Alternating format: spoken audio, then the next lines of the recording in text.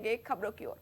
उत्तर प्रदेश में विधानसभा चुनाव 2027 से पहले सियासी बयानबाजी जोरों पर है। इसी कड़ी में समाजवादी पार्टी प्रमुख अखिलेश यादव ने केंद्र और प्रदेश के बीजेपी सरकार के खिलाफ मोर्चा खोलते हुए एक बड़ा और बेहद आक्रामक बयान दिया है। अखिलेश यादव ने कानून व्यवस्था, महिला सुरक्षा, लगातार गिरते रुपए की कीमत, महंगाई और नीट परीक्षा लीक मामले को लेकर सरकार पर तीखे प्रहार किए हैं। उन्होंने साफ तौर पर आरोप लगाया कि सरकार ने केवल दिखावे के लिए बड़े पैमाने पर एनकाउंटर किए हैं, जबकि धरातल पर बहन बेटियां सुरक्षित ही नहीं है। देश की अर्थव्यवस्था और बढ़ती महंगाई पर बोलते हुए अखिलेश यादव ने रुपए की गिरती कीमत पर भी तंज कसा। उन्होंने कहा कि हमारा रुपया लगातार नीचे गिर रहा है, क्या आप पाताल लोक में जाकर रुपए को ढूंढेंगे? ऐसा लग रहा है कि रुपए की दिशा पाताल लोक की तरफ बन गई है। जनता को आगाह करते हुए अखिलेश ने कहा कि लोग सावधान रहे, बीजेपी आने वाले दिनों में पेट्रोल डीजल के दाम और अधिक बढ़ाएगी। कि हमारा रुपया कितना और गिरेगा? क्या पाताल लोक में ढूंढेंगे जाके रुपया को? क्या रुपया इतना नीचे जाएगा कि लग रहा है पाताल लोक की तरफ दिशा बन गई है? और याद रखिए, जब डीजल पेट्रोल आगे ऊपर बढ़ता है तो हर चीज महंगी हो जाती है। सब्जियां महंगी होंगी, खाने पीने का सामान महंगा होगा, दूध दही महंगा होगा, जरूरत की चीजें महंगी होंगी। हर एक को मौका मिलेगा महंगाई बढ़ाने का। महंगाई भी बढ़ती चली जा रही है। जहां ये इनकाउंटर के आंकड़े दे रहे हैं, वही डीजल पेट्रोल के भी तो आंकड़े दें। अभी जनता सावधान रहे, बीजेपी और बढ़ाएगा डीजल पेट्रोल की कीमत। ये जो गैस सिलेंडर और महंगा होगा। अभी वर्क फ्रॉम होम नहीं, नो वर्क का भी ये करेंगे ये फैसला कि आप काम ही मत करो, घर बैठो।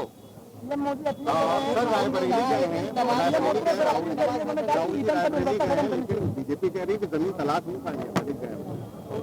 अभी सिलेंडर वाली हारी है। समाजवादियों ने और गठबंधन ने मिलकर के, किसी को सिलेंडर वाली कहा जाता था, उन्हें हराया है। और अभी जो 2024 का चुनाव हुआ उसमें हारी है बीजेपी। अभी ये लोग हार से उभर नहीं पाए हैं, इसलिए बीजेपी कुछ भी बोलने लगती है। कनाडा सांसद इकरा हसन को सहारनपुर में हिरासत में लिया गया। इस दौरान उन्हें 10 मिनट थाने में बैठाकर रखा गया। इसके बाद सांसद ने सहारनपुर में डीआईजी कार्यालय पहुंचकर प्रशासनिक कार्यप्रणाली पर गंभीर सवाल उठाए। सांसद इकरा हसन ने बताया कि वो शामली जिले के दशाले गांव की रहने वाली एक बुजुर्ग महिला के साथ डीआईजी कार्यालय पहुंची थी।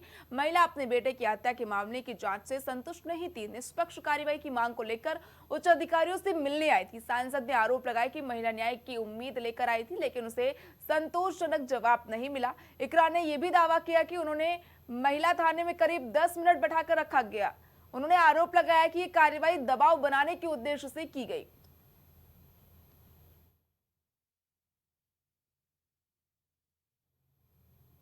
राजधानी लखनऊ में मंगलवार को उस वक्त सियासी हलचल तेज हो गई जब सुबह सपा अध्यक्ष ओपी राजभर द्वारा समाजवादी पार्टी प्रमुख अखिलेश यादव पर की गई टिप्पणी से बयान जो है सियासी हलचल देखने को मिला। ओपी राजभर के बयान से नाराज समाजवादी पार्टी महिला सभा की राष्ट्रीय अध्यक्ष सीमा राजभर के नेतृत्व में महिला कार्यकर्ताओं ने सड़कों पर उतरकर जोरदार प्रदर्शन किया। महिलाओं ने न सिर्फ सरकार के खिलाफ नारेबाजी की, बल्कि कैबिनेट मंत्री ओम प्रकाश राजभर का पुतला भी फूका।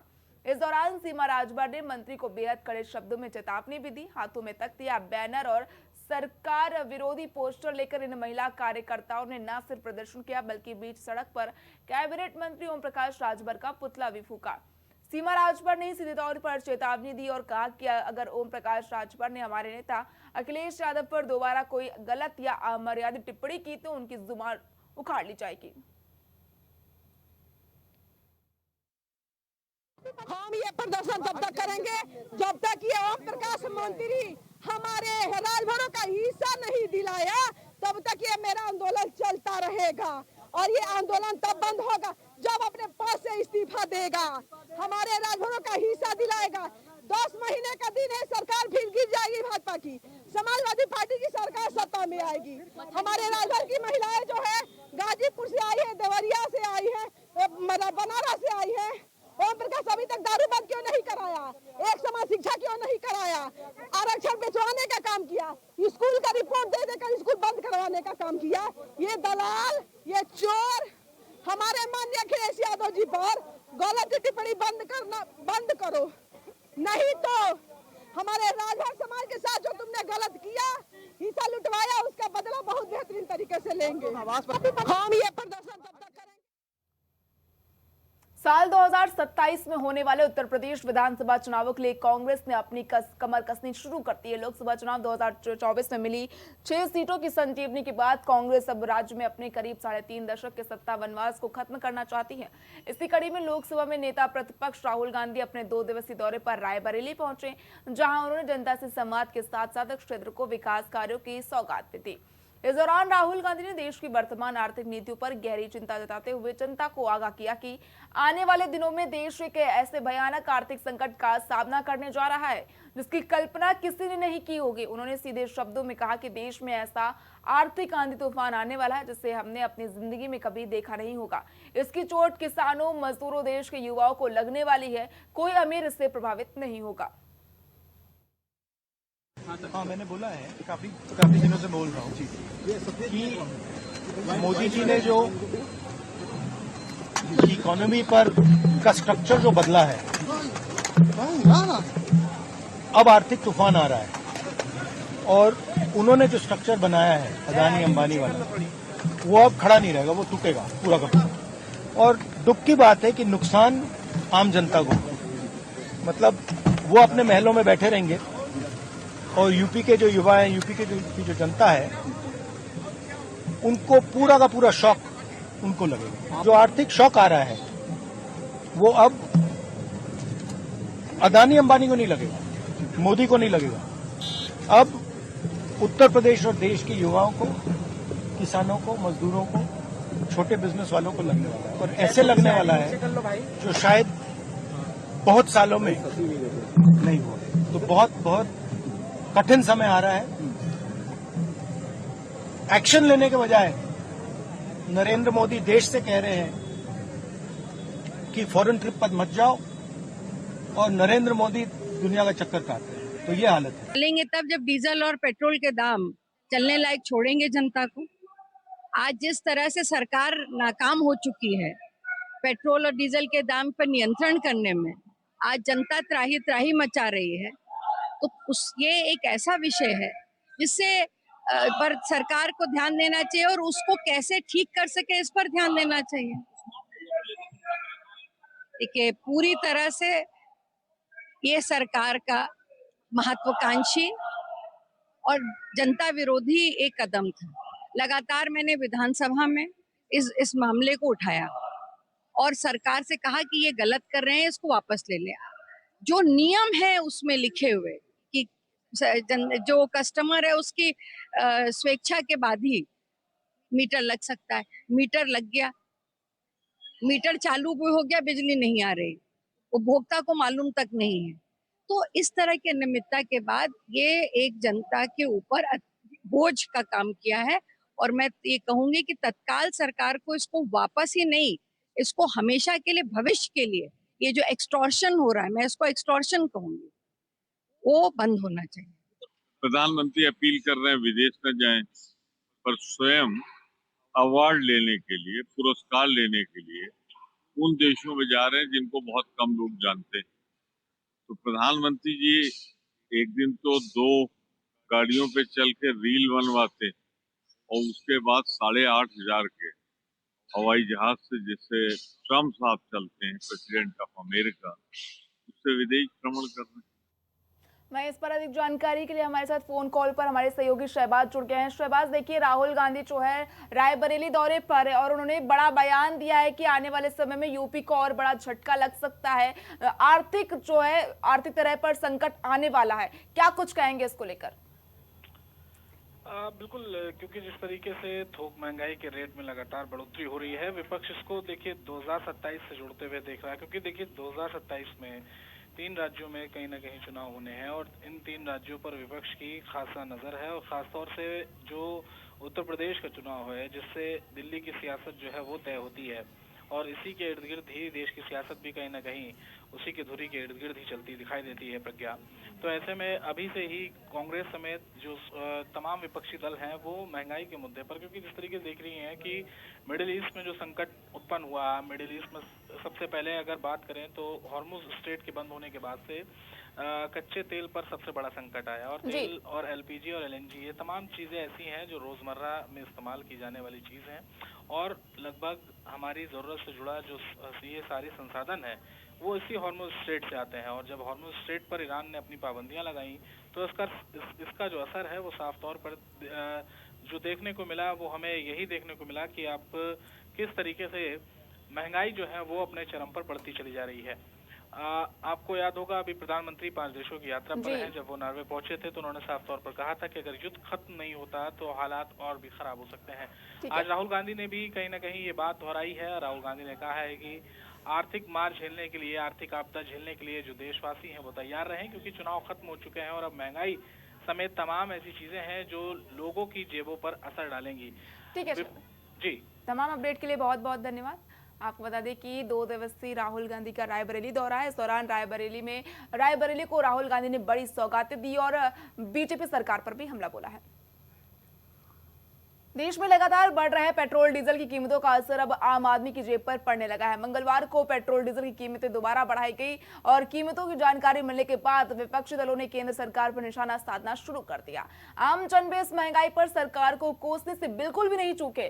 LPG gas cylinder, petrol diesel के साथ दूध और रोजमर्रा के इस्तेमाल के अन्य सामानों की कीमत बढ़ने से जनता परेशान हो गई है। लखनऊ की सड़कों पर खरीदारी करने निकली महिलाओं ने बढ़ती महंगाई को काबू करने की सरकार से अपील की है। कांग्रेस के प्रदेश प्रवक्ता सचिन रावत ने बढ़ती महंगाई का ठीकरा पीएम मोदी के नाम पर फोड़ दिया है, जबकि समाजवादी महिला सभा की प्रदेश सचिव मीना यादव ने भी पेट्रोल, डीजल और दूध के बड़े दामों को लेकर केंद्र सरकार पर जनता को लूटने का आरोप लगाया है। देखिए, 2014 में प्रधानमंत्री नरेंद्र मोदी जी ने बड़े बड़े स्लोगन दिए थे कि बहुत हुई महंगाई की बार, अब की बार मोदी सरकार।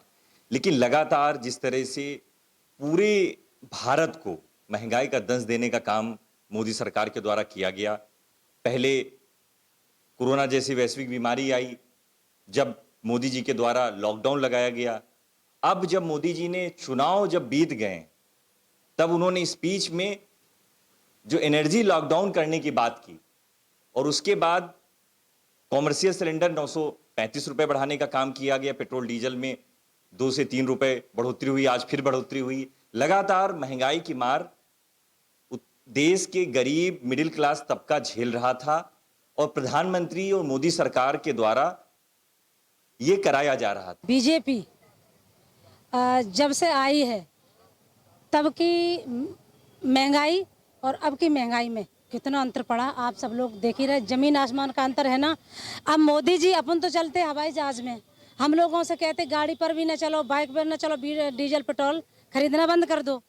और बच्चों की शादी कैसे, अपन तो बिना शादी के हैं ही, हमारे जो बच्चे उनकी शादी ना करें, सोना खरीदने के लिए मना कर रखे। अब कह रहे हैं कि खाना खाना भी बंद कर दो, एक टाइम का खाना खाओ। तो बताइए कैसे जीवन हम लोगों का चलेगा। बीजेपी इतना तानाशाह सरकार चलाएगी क्या? पेट्रोल डीजल के परसों बढ़े हैं, आज फिर बढ़े, वो अभी पता 27 के बाद और बढ़ेगी। दिक्कत तो सभी को होगी, दिक्कत की होने की बात ही है। खास करके जो मध्यम वर्गीय लोग होते हैं उन लोगों को मेन परेशानी हो जाती है। जो निम्न वर्ग के लोग हैं, जो बहुत ऊपर धनिक वर्ग हैं, वो उन लोगों को परेशानी नहीं होगी, परेशानी होगी आम जनता को। बस क्या बताएं। हाँ, पेट्रोल डीजल सभी कुछ महंगा हो रहा है। गैस बीच में सिलेंडर महंगा होता है, खैर वो सस्ता हो गया, लेकिन बाकी सब चीज़ों के दाम बढ़ते हैं। ऐसे दूध के दाम बढ़ गए हैं, अभी सब्जी के दाम, सभी चीज़ों के दाम बढ़ रहे हैं। कैसे बजट बना रही है घर का? दिक्कत हो रही होगी? दिक्कत होती है, बजट बनाना पड़ता है क्योंकि सैलरी तो बढ़ती नहीं है। बच्चों की फीस बढ़ रही है और ये महंगाई बढ़ रही है। काफ़ी इश्यूज तो हो रहे हैं, जैसे कि हम लोगों को तो डेली निकलना होता है बाहर, तो काफ़ी जो है एक्सपेंसेस हमारे बढ़ रहे हैं। सैलरी तो हमारी स्टेबल ही है, सैलरी तो बढ़ नहीं रही है और एक्सपेंसेस बढ़ रहे हैं। और अब बाकी जो है अदर चीज़ों को अगर देखें तो बाकी चीज़ों पे भी महंगाई बढ़ रही है। तो जैसे कि दूध वगैरह है कि हम महंगा हो रहा है, तो अब हम लोग अफोर्ड नहीं कर पा रहे हैं इतने सारी चीज़ें, क्योंकि हाँ फैमिली बड़ी है एक्सपेंसेस ज़्यादा हैं और सैलरी कम है, सैलरी तो उतनी स्टेबल है, तो काफ़ी ज़्यादा प्रॉब्लम हो रही है। बिगड़ रहा है घर का बजट बिगड़ रहा है। ऑल्सो कहना चाहेंगे सरकार से कंट्रोल करें। कानपुर में अस्पताल की कथित लापरवाही का एक बेहद दर्दनाक मामला सामने आया, जहां एक आईटीबीपी जवान के बेटे ने अपनी बुजुर्ग मां का कटा हाथ हुआ लेकर कमिश्नरेट पर पहुंचकर न्याय की गुहार लगाई है।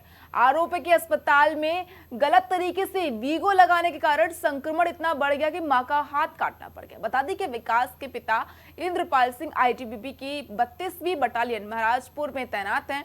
बताया जा रहा है कि विकास की मां को सांस लेने में गंभीर तकलीफ थी, जिसके बाद उन्हें डॉक्टर ने इलाज के लिए रेफर किया था। परिजनों के मुताबिक एम्बुलेंस से अस्पताल ले जाते समय रास्ते में तबीयत बिगड़ने से उन्हें नजदीकी कृष्णा हॉस्पिटल में भर्ती कराया गया। आरोप है कि अस्पताल में इलाज के दौरान लगाए गए वीगो लगाने से हाथ की हालत बिगड़ती चली गई और वो पूरी तरह काला पड़ गया।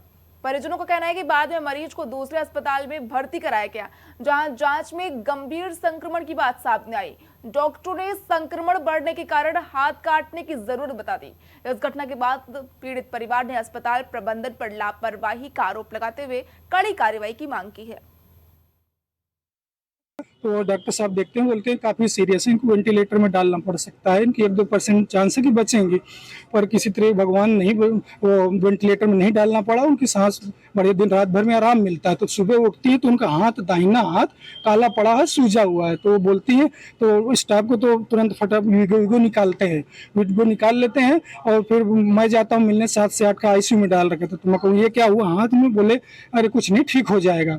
उन्होंने ड्रेसिंग वेसिंग किए उसको, शाम को फिर मिलने गया, शाम तक ही ड्रेसिंग बंधी है, वो सूजन बढ़ती जा रही है, दर्द इतनी बर्दाश्त, मम्मी एकदम तड़प रही है, कोई सुन नहीं रहा। फिर ड्रेसिंग खोले, फिर मैं बोला क्या हुआ, दवा कुछ जांच किए? तो बोले कि ठीक हो जाएगा 1-2 दिनों। फिर मैंने अपने होटल में बात किया, कोई यार यहाँ ऐसी बात, बोला उसको वहाँ से रेफर कर लो, अस्पताल सही नहीं है, उसको पारस में ले जाओ। वहाँ लेके गया, वहाँ डॉक्टर साहब आए, उन्होंने सीसीयू में डाल दिया मम्मी को। बोले क्या दिक्कत है? मैं सांस की दिक्कत थी, उनको कफ जा रहा था, कमजोरी थी। बोले हाथ में क्या हुआ? मैं कहूँ सर पता नहीं, रात भर में कृष्णा अस्पताल वालों ने 13 तारीख को कृष्णा में ले गया, 24 को शाम को ही, 14 तारीख को शाम को मैं पारस लेके चला गया रेफर। वहाँ डॉक्टर साहब बोलते हैं हाथ में क्या हुआ? मैं कहूँ पता नहीं, कृष्णा वालों ने 24 घंटे में क्या कर दिया, काला पड़ गया, सो जाए। उन्होंने जाँच किए तो ब्लड, ये कलाई से आगे उनका ब्लड नहीं जा रहा था। उन्होंने एक इंजेक्शन लगाया 40,000 का, कोई पतला करने का खून, उससे भी आराम नहीं मिला। फिर 15 तारीख को बोलते हैं हाथ काटना पड़ेगा, इन्फेक्शन बढ़ते जा रहा है। तो फिर मैं रिक्वेस्ट करता हूँ सर दाहिना हाथ बचा लीजिए प्लीज किसी तरह के। वो प्रयास बहुत करते हैं पर हाथ नहीं बचा पाते। 17 तारीख को हाथ काटना पड़ता है। आज कहाँ पे हाथ लेके तुम आए? हाथ मैं पीसी ऑफिस में लेके आया था। पहले रेल बाजार थाने गया, फिर वो अपर पुलिस आयुक्त शिक्षा सिंह है मैडम, IPS मैम है, उनके पास गया। वो बोले CMO के पास जाओ, सब लोग डॉक्यूमेंट्स ले रहे हैं। कोई बोलता है वो जांच करेंगे, कोई बोलता है पुलिस जांच करेगी, कोई सुन नहीं रहा। हाथ 3 दिन से लिए मैं घूम रहा हूँ। कानपुर में सचिंडी पुलिस और क्राइम ब्रांच की स्पेशल टीम को बड़ी सफलता मिली। संयुक्त कार्रवाई में डीजल चोरी करने वाले गिरोह का भांडाफोड़ करते हुए 3 आरोपियों को गिरफ्तार कर लिया गया है। ये कार्रवाई ADCP क्राइम अंजलि विश्वकर्मा के नेतृत्व में की गई। पुलिस के मुताबिक गिरफ्तार आरोपियों के कब्जे से करीब 20 पीपे, लगभग 3 ड्रम डीजल और घटना में इस्तेमाल वैन और लोडर बरामद किया गया है। पुलिस का कहना है कि गिरोह लंबे समय से डीजल चोरी की वारदात को अंजाम दे रहा था। वहीं कार्रवाई के दौरान कुछ आरोपी मौके का फायदा उठाकर मौके से फरार हो गए, जिनकी तलाश में पुलिस की टीमें लगातार दबिश दे रही हैं। पुलिस का कहना है कि जल्द ही फरार आरोपियों को गिरफ्तार कर लिया जाएगा। हम लोगों को बरामद हुआ है लगभग 1400 लीटर डीजल और पेट्रोल, 2 ड्रम और 20 पिपिया में कुछ खाली ड्रम और पिपिया भी मिले हैं। एक ओमनी वैन मिली है, एक लोडर ऑटो मिला है, एक अपाचे मोटरसाइकिल बरामद हुई है, एक डीजल निकालने की मशीन और कुछ पाइप्स भी बरामद हुई है। कार्रवाई करने के बाद सचिंडी थाना को हैंडओवर कर दिया गया है, जहां पर चोरी, बरामदगी और धोखाधड़ी का केस लिखा जा रहा है। कानपुर के सचिंडी क्षेत्र में स्थित भगवती फूड्स कंपनी में उस वक्त हंगामा खड़ा हो गया जब यहां काम करने वाले वर्करों ने वेतन बढ़ाने और अन्य मांगों को लेकर हड़ताल शुरू कर दी। बड़ी संख्या में कर्मचारी प्रदर्शन पर उतरे, जिसके बाद पुलिस बल मौके पर पहुंचा। कर्मचारियों का कहना है कि लंबे समय से वेतन में बढ़ोतरी नहीं हुई, जबकि महंगाई लगातार बढ़ रही है। प्रदर्शन के चलते फैक्ट्री परिसर में माहौल तनावपूर्ण बना रहा है। बड़ी संख्या में कर्मचारी अपनी मांगों को लेकर डटे नजर आए। स्थिति को देखते हुए सचिंडी पुलिस मौके पर पहुंची और एहतियातन पुलिस बल तैनात कर दिया गया। प्रशासन हालात पर नजर बनाए हुए है। मामले को शांतिपूर्ण ढंग से सुलझाने की कोशिश की जा रही है। उत्तर प्रदेश के प्रतापगढ़ में अंतु थाना इलाके के लोहंगपुर जंगल के पास पुलिस और गैंगरेप के आरोपी के बीच मुठभेड़ हुई। इस दौरान मुठभेड़ में गोली लगने से गैंगरेप का आरोपी घायल हो गया, जिसे उपचार के लिए अस्पताल में भर्ती करवाया गया। आरोपी के सुहेल ने अपने 2 साथियों के साथ मिलकर दलित नाबालिग लड़की के साथ दुष्कर्म की वारदात को अंजाम दिया। आरोपी के कब्जे से तमंचा, कारतूस बरामद कर लिया गया है। पुलिस ने आरोपी के खिलाफ पॉक्सो एक्ट, SC/ST एक्ट के तहत दुष्कर्म की धाराओं में मामला दर्ज किया है। जनपद प्रतापगढ़ के थाना अंतु में आज मुकदमा अपराध संख्या 120/26 पंजीकृत हुआ, जिसके अभियुक्त को बाद पुलिस मुठभेड़ गिरफ्तार कर लिया गया है। प्रारंभिक विवेचना में यह तथ्य प्रकाश में आए हैं कि वादिनी ने जिन व्यक्तियों के साथ पीड़िता के जाने के बारे में तहरीर किया था, उनके साथ उसका पूर्व से परिचय था। बाकी अग्रिम कार्रवाई की जाएगी और अन्य अभियुक्तों की तलाश की जा रही है। वादिनी की मां ने तहरीर किया था कि पीड़िता को जो नामजद अभियुक्त हैं वो साथ में लेकर चले गए और उसके साथ जो है बलात्कार किया। मुठभेड़ में क्या नाम है जो घायल है सर, और कितने आरोपी अभी फरार चल रहे हैं? अब तहरीर के अनुसार कुल 3 व्यक्तियों को नामजद किया गया था, जिसमें से एक को अभी बाद पुलिस मुठभेड़ सोहेल को गिरफ्तार कर लिया गया है। अन्य अभियुक्तों की तलाश जारी है। प्रतापगढ़ के पट्टी कोतवाली कब्जे में पुलिस ने अपहरण और रेप के आरोपी गुलजार को गिरफ्तार किया है। आरोपी गुलजार पर नाबालिग लड़की की किडनैपिंग के बाद दुष्कर्म का आरोप है, जिसको लेकर बजरंग दल के कार्यकर्ताओं ने थाने में हंगामा किया। आरोपी गुलजार की दुकान पर भी बजरंग दल के कार्यकर्ताओं ने तोड़फोड़ और पथराव किया। बता दें कि 11 मई को नाबालिग को बरामद किया गया था। फिलहाल पुलिस ने आरोपी को जेल भेज दिया है। जनपद प्रतापगढ़ के थाना पट्टी पर मुकदमा अपराध संख्या 133/26 अंतर्गत धारा 87 व 137(2) BNS पंजीकृत हुआ। वादिनी ने तहरीर किया था कि उसकी पुत्री को अमुक मोबाइल नंबर का धारक भगाकर ले गया है। विवेचना के क्रम में 11 मई 2026 को पीड़िता को बरामद कर उसका नियमानुसार बयान अंकित कराया गया, तो प्रकरण में मंगल निवासी जनपद अयोध्या व गुलजार निवासी जनपद प्रतापगढ़ की संलिप्तता सामने आई। दिनांक 18 मई 2026 को गुलजार निवासी प्रतापगढ़ को पुलिस द्वारा गिरफ्तार कर लिया गया है व अग्रिम वैधानिक कार्रवाई की जा रही है। हमीरपुर जिला अस्पताल के इमरजेंसी वार्ड में डॉक्टर और स्टाफ के साथ मारपीट का मामला सामने आया। मरीज जितेंद्र सिंह के परिजनों ने इलाज के दौरान डॉक्टर महेंद्र कुमार सिंह के साथ अभद्रता और मारपीट की। बता दें कि ग्राम अतरार निवासी मरीज जितेंद्र सिंह को इमरजेंसी में लाया गया था। इलाज के दौरान परिजनों ने मौजूद चिकित्सक डॉक्टर महेंद्र कुमार सिंह स्टाफ से अभद्रता करते हुए मारपीट कर दी। सूचना पर कोतवाली नगर पुलिस तत्काल मौके पर पहुंची। डॉक्टर की तहरीर पर थाना कोतवाली में आरोपी कौशल और उसके 10 से 15 अज्ञात साथियों के खिलाफ BNS SC/ST एक्ट और उत्तर प्रदेश चिकित्सा अधिनियम के सुसंगत धाराओं में मुकदमा दर्ज किया गया है और आरोपियों की गिरफ्तारी के लिए पुलिस टीमें दबिश दे रही हैं। आज दिनांक 19/5/2026 को प्रातः जिला अस्पताल हमीरपुर के इमरजेंसी वार्ड में उपचार हेतु लाए गए मरीज जितेंद्र सिंह निवासी अतरार थाना विभाग के परिजनों के द्वारा मौजूद चिकित्सक डॉक्टर महेंद्र कुमार सिंह एवं अस्पताल स्टाफ के साथ अभद्रता एवं मारपीट किए जाने की सूचना थाना कोतवाली नगर पुलिस को प्राप्त हुई। इस सूचना पर पुलिस तत्काल मौके पर पहुंची तथा पीड़ित चिकित्सक के तहरीर के आधार पर सुसंगत धाराओं में थाना कोतवाली नगर में मुकदमा पंजीकृत किया गया है। और डॉक्टर साहब डॉक्टर महेंद्र इमरजेंसी में सल्फास खा के आया, खिला खिलाए में पेशेंट आया, सीरियस था, भर्ती किया गया, ट्रीटमेंट किया गया। ट्रीटमेंट करने के बाद पेशेंट एक्सपायर कर गया। ECG कर रहे थे हम और डॉक्टर साहब डॉक्टर महेंद्र माइनर OT में खड़े होके। ECG करने के बाद जैसे डॉक्टर साहब को दिया, डॉक्टर साहब ने कहा पेशेंट एक्सपायर हो गया है, सॉरी नहीं हुआ। वैसे ही 2, 3, 4, 5 लोग थे धड़ाधड़। कानपुर में दबंग बिल्डरों और भूमाफियाओं के खिलाफ गरीब परिवारों का गुस्सा फूट पड़ा। गुमटी नंबर 5 नसीमाबाद और दर्शनपुरवा क्षेत्र में दशकों से रह रहे परिवारों ने जिलाधिकारी कार्यालय पहुंचकर प्रदर्शन किया और मुख्यमंत्री के नाम ज्ञापन सौंपते हुए न्याय की गुहार लगाई। प्रदर्शनकारियों का आरोप है कि उन्हें प्रशासनिक दबाव बनाकर जबरन बेघर करने की कोशिश की जा रही है। प्रदर्शनकारियों की ओर से प्रीति शर्मा ने बताया कि 14 मई को थाना फजलगंज पुलिस ने एक नोटिस जिसमें 3 दिन के भीतर मकान खाली करने का आदेश था। उनका आरोप है कि उन्हें पहले कभी किसी कानूनी कार्रवाई की जानकारी नहीं दी गई।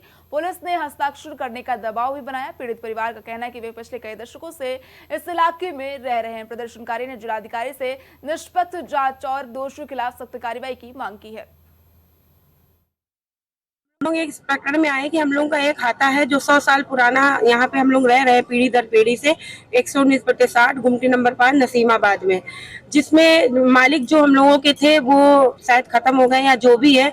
हमारे जितने भी 99 वहाँ पे घर हैं, सारे घर पक्की रसीद कटवाते हैं, किराएदारी की किराया जमा करते हैं, कुछ लोग कोर्ट में किराया जमा करते हैं। अचानक से एक भूमाफिया बिल्डर है जो पूरी गुमटी में उनका यही काम है कि जो पुराने हाथे हैं उनको औने पौने रेट में खरीद के गरीबों को बेघर करने का काम वो कर रहे हैं। उन्होंने पुलिस द्वारा चस्पा लगवाया कि 3 दिन में आप लोग ये मकान खाली कर दीजिए। किसी को कोई सूचना नहीं मिली, किसी को कुछ नहीं मिला। अचानक सिर्फ ये कहा गया कि आप लोग 3 दिन में अपना सामान, पुलिस कह रही 3 दिन में आप सामान बाहर कर लीजिए। फजलगंज पुलिस किसी भी तरह की प्रकार की बात सुनने को तैयार नहीं है और हम लोग चाहते हैं कि योगी सरकार में हम लोग रहते हैं तो भूमाफियाओं का राज नहीं चलना चाहिए। वहाँ हम गरीबों को बेघर नहीं कर।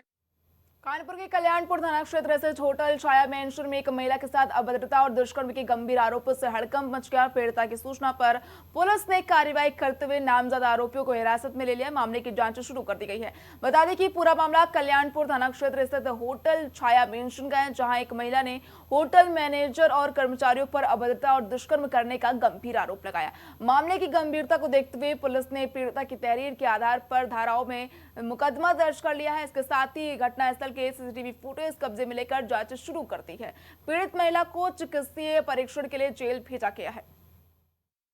जो मौके पर जाकर के जो सीसीटीवी फुटेजेस है उनको कलेक्ट किया गया। जो सीसीटीवी फुटेजेस है जब उनका अवलोकन किया गया तो उसमें जो फैक्ट्स हैं, जो साक्ष्य हैं, वो निकल के आते हैं कि जो महिला है उनके द्वारा जो आरोप लगाए गए हैं, प्राइमा फेसी अभी तक की जो जांच में उन आरोपों की पुष्टि नहीं हो रही है। इसमें मुकदमा लिखाया गया, महिला को मेडिकल के लिए भेजा गया है। आरोपी जो हैं उनको हिरासत में लिया गया, उनसे पूछताछ हो रही है। जो भी अग्रिम विधिक कार्रवाई है वो अमल में लाई जा रही है और जो भी एविडेंसेस के साक्ष्यों के आधार पर अग्रिम विधिक कार्रवाई की जा रही है। फिलहाल खबरों में